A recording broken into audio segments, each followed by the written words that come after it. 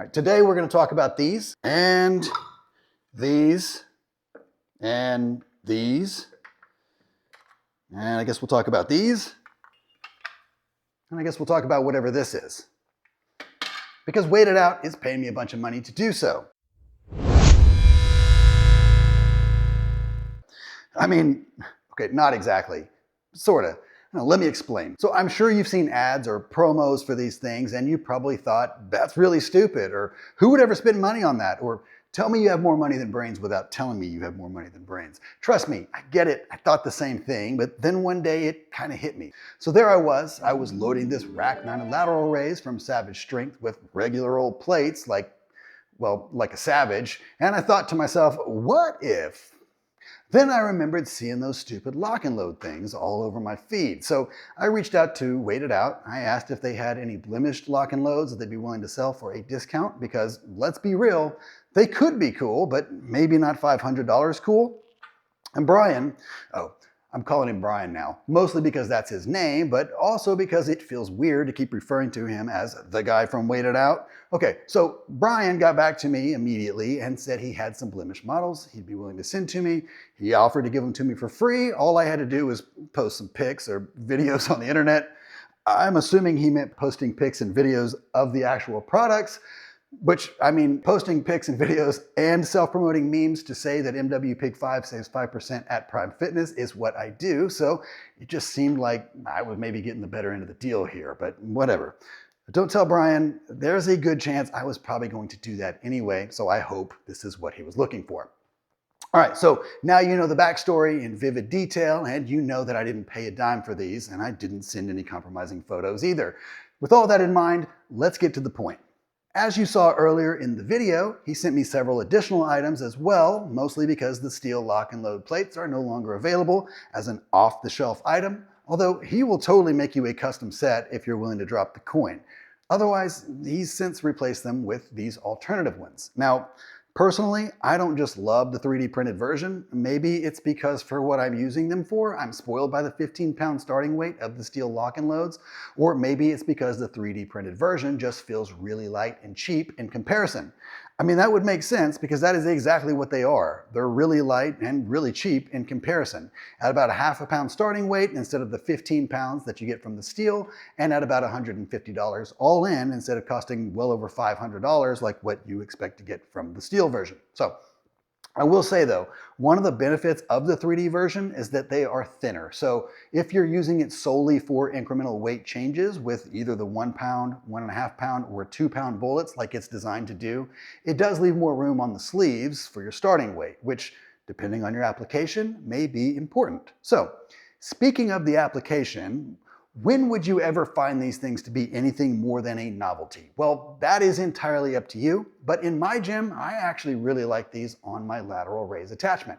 It's perfect if you think about it. So the lateral raise is one of those movements where, I mean, like anything else, you want to promote progressive overload, but it can be kind of hard to do with dumbbells at 5-pound increments. Even using plates on a lateral raise attachment feels kind of daunting in comparison to the lock and load.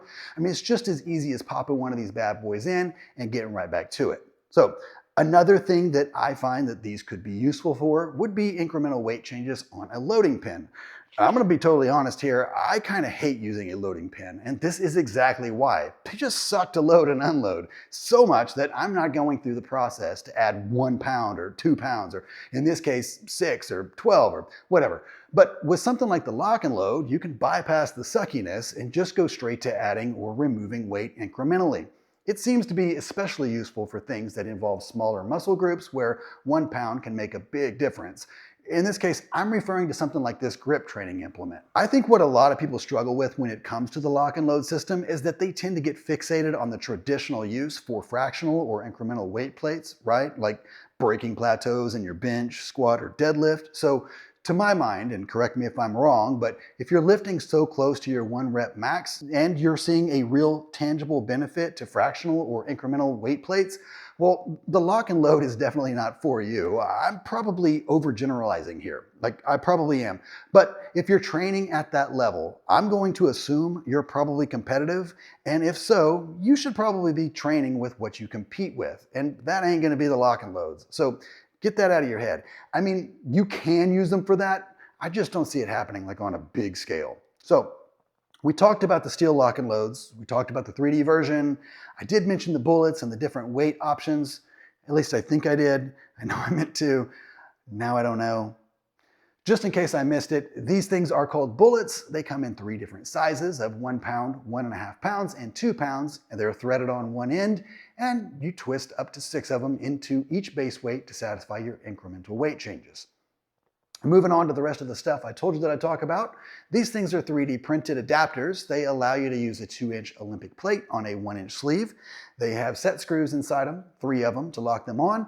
I don't really own any 1-inch sleeves, but I've been using them to store the 3D printed lock and load base on some of these rogue attachment post things that I've yet to find a single use for otherwise. So that's kind of cool. But finally, this thing, right? Now it's also 3D printed. I get the impression maybe somebody down at Wait It Out bought a new 3D printer and just kind of went nuts, but this one is kind of cool. You basically screw it into the wall. You can store a barbell inside it. Now I wouldn't try to hang one from it or anything like that, but stand it on the floor, rest it against the wall, and use this thing to keep it from falling over. It just requires a couple of small screws, so I think this could be good for someone who's maybe like renting a place and can't exactly put huge holes in the walls, or I could even see it useful for certain specialty bars, like the axle bar, for example, where there just aren't a lot of options for vertical hangers, right? Now, I probably would consider something like this if I hadn't come up with this hack to store mine a long time ago. All right, I think that's it, right? Tell me what you think about the lock and load system from Wait It Out or any of the other things that I discussed here. And note that I don't have an affiliation with Wait It Out. But MWPig5 does save 5% at Prime Fitness, which really has absolutely nothing to do with this video. I'm probably just going to keep saying that until I no longer have to. I don't even know what that means or what that looks like, or why is this so awkward?